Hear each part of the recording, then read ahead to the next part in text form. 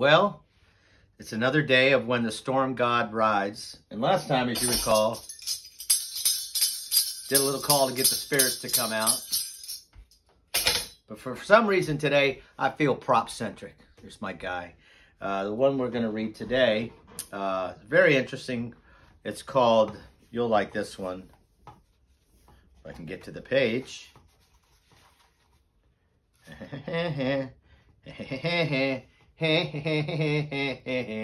Why the Woodpecker Pecks. So I'll get to that in a second, but before I do, I wanted to share with you something. When I was a little kid, and my dad was stationed in Sumter, South Carolina, which all the sophisticated elites would call it Scumpter, because we were the scum, I suppose, outside of Charleston, South Carolina. You know, where all the educated people are. Yuck, yuck. Anyway, we used to do a lot of arrowhead hunting. And I have these incredibly fond memories of traveling down the road with my dad from and in and around Sumter. And sometimes the back roads. And I remember if there was a rainstorm and then the sun came out, we were certainly going to be the ones to pull over on the side of the road and go arrowhead hunting. And of course, I remember everyone else in the family is like, "Why do we have to do this?" And I'm like, "We're going to arrowhead hunt? Can't we arrowhead hunt?" I was always game for it. Which basically the idea is you walk down the rows of the field after it's been plowed, and the rain will reveal a lot of arrowheads. Well, this is an incredible collection that my father and I put together. I hope that's in the camera well. If you take a look at it, so I'll come a little closer, sort of move around a bit. But most of these are from South Carolina. And interestingly enough, I did find, now that I look at it, one of the arrowheads, which I haven't been able to locate today, that I found right outside my door when I was digging a bit, actually in the front yard, very similar to, and I was told it was similar to some of the stone that comes out of, but similar to this one here, with a broken tip, but a bit longer. But yeah, take your kids out, take your friends out after a rain, go look for arrowheads. It's a cool thing. You develop an eye for it eventually. I do a little metal detecting too, but don't have a lot of time for that anymore. But yeah, these are, my mom put these together on burlap, and I think it's a really nice piece of work. But yeah, very interesting. Some good work. I did, one of the things everybody that's arrowhead hunting is like, oh, I hope I can find a tomahawk. I hope I can find a large ceremonial spearhead. And I did actually find a spearhead that was about this big, and it was broken at the tip.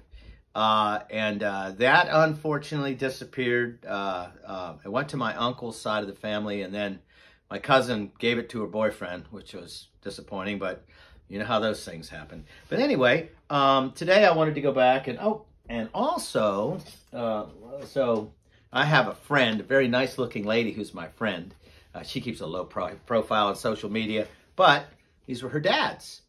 And some of these I think are local, and some are actually may have been traded. So I don't know the provenance on all of them, but oops.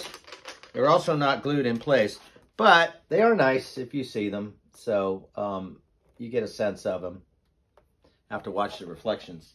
But it's a really interesting thought process to sort of contemplate First Nation people that were here before us. And who knows what, go back 11, 12, 13, 14,000 years. What level of sophistication? There's a lot of sort of outliers in terms of some of the archaeological information that we don't hear talked about a lot. Burial mounds, and there's actually not far from here, there's a large burial mound that keeps getting washed away over by the Rapidan. I don't know exactly where that is. I'd like to do a piece on that later. And also I found something up in the mountains that looked like the stone burial mounds. A lot of people were quick to say, "Oh, no, those are just farmers throwing stones up in the up out of the field." And of course, I'm on a mountain, and I would imagine if you're going to stack stones while you're plowing, you're not going to carry them uphill. I would think you push them downhill. Although everything's possible. Typically, I would imagine a lot of those type of loose stones would technically go toward foundations and building, that sort of thing. Push them down the hill, keep pushing them down, make dams, make mills out of them. Not complicated. But anyway, today's story, and I appreciate y'all tuning into the Motley Patriot. I made it over 100 subscribers, thanks to all my kind friends who I shamed and cajoled and encouraged and begged and pleaded to subscribe. Please subscribe. My goal is to try to eventually get to 1,000 subscribers and 4,000 hours of view. That's when that happens. YouTube says you can monetize. So even if I only make $5 a month on my YouTube channel, that technically makes it a business. And I suppose that technically makes all this time and energy tax deductible, because then this isn't a hobby. I've been in media my whole life. But anyway, please subscribe. I think that was enough. I felt like begging. We'll see. Leave a comment. So the first thing is, look at that artwork. How about that? When the Woodpeckers peck. Kind of nice. Kind of real nice. Anyway, so let's go to the story. Now, enough of that. So, to begin at the beginning. Now, I haven't read this one. I'm actually doing a reaction video to my own video, essentially, at the same time.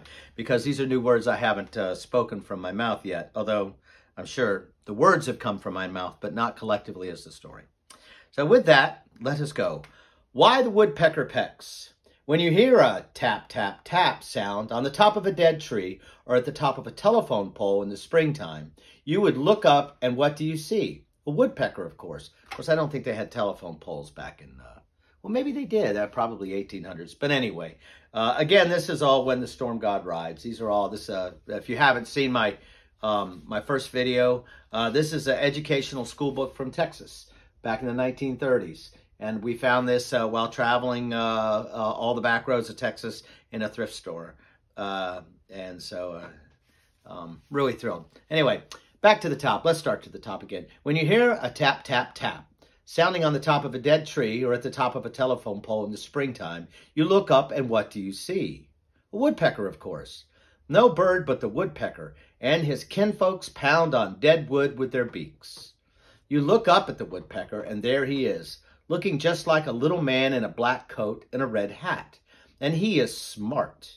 If you see him looking, if he sees you looking at him, he stops pecking and slips around to the other side of the limb or the pole and only sticks out his red head to peep at you. There was a time when woodpeckers used to be Indians. A certain plant that grew on the desert was called the Mezcal Plant.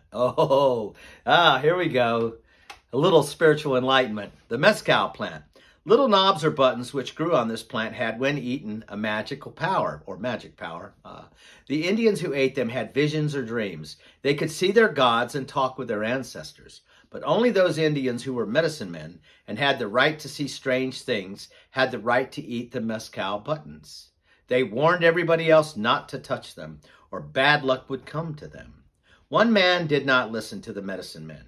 He wanted to know what the medicine men saw in their dreams when they ate the mezcal buttons, and then fell down to the ground and wandered about the campsite, singing with their eyes closed. Sounds like a Grateful Dead concert to me.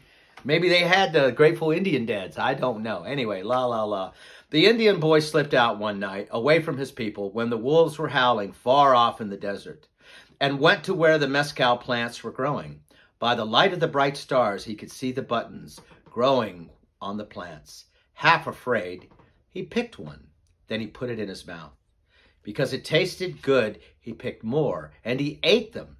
It was not long before everything was strange before his eyes, and the desert seemed to grow bright with light and to be filled with moving things that looked like the gods the medicine men talked about. The boy was thrilled. When he tried to walk toward the gods, he fell down, and wonderful colors seemed to swim in the air around him. As he lay on the ground, then he fell asleep. The next day, the boy whispered to the other boys what had happened to him when he ate the mezcal buttons. They were tempted by what he told them. That night they slipped out of the camp with him and ate the buttons, and they saw the strange visions that he had seen on the desert. Then these boys began to tell their fathers about it. The fathers ate the buttons, and they told their wives what they had seen. It was not long until all the Indians of the tribes were eating them. They laughed when the medicine man told them that trouble would come. They stopped hunting, stopped weaving their blankets. They stopped weaving their blankets, stopped planting food, stopped gathering berries. And all they did was eat the mezcal buttons and roll on the ground while they had strange visions. Boy, I wish I could read like the gal from Lord of the Rings. All they did was to eat the mezcal buttons and to roll on the ground while they had strange visions. Anyway, I won't do that to you. The mothers and the fathers forgot about their little poor children. At last they became so hungry that they began to wander around looking for food. They wandered from the camp and began looking among the bushes and trees and stones for something to eat. After all the children had gone, one young mother who had not eaten many of the mezcal buttons opened her eyes. When she saw that her children had gone, she looked quickly around the camp and could not see any of her children at all. She then jumped to her feet and started crying out. She beat the other Indians until they too awoke. Then they all began crying for their children, but they could not find them. What had happened to the children of the tribe? The Manitou, one of the gods that makes the clouds in the sky and hurls the lightning, had found them hungry and hunting for food, and the Manitou had taken pity on them. He had hidden them all the way inside the hollow trees, where they would be out of the hot sun and safe from the wolves. The Manitou, when he saw the Indians looking for their children, appeared before them and told them what he had done. "Oh, what can we do to get them back again?" cried the weeping Indians to the Manitou. "I will turn you into birds, and you can go look for them in the hollow trees. When you find them, I will turn you all back into people again," the Manitou said. He waved his hand over the Indians. They became birds. The black robes they were wearing turned into black feathers, and the red feathers they wore in their hair turned into red heads of the woodpeckers. Then the tribe flew off into the trees and began tapping every tree with their sharp bills to find their children. Even yet, the woodpeckers tap on the trees. When they find bugs, they eat them because they are hungry. But when they keep on tapping to find their children. And that's it.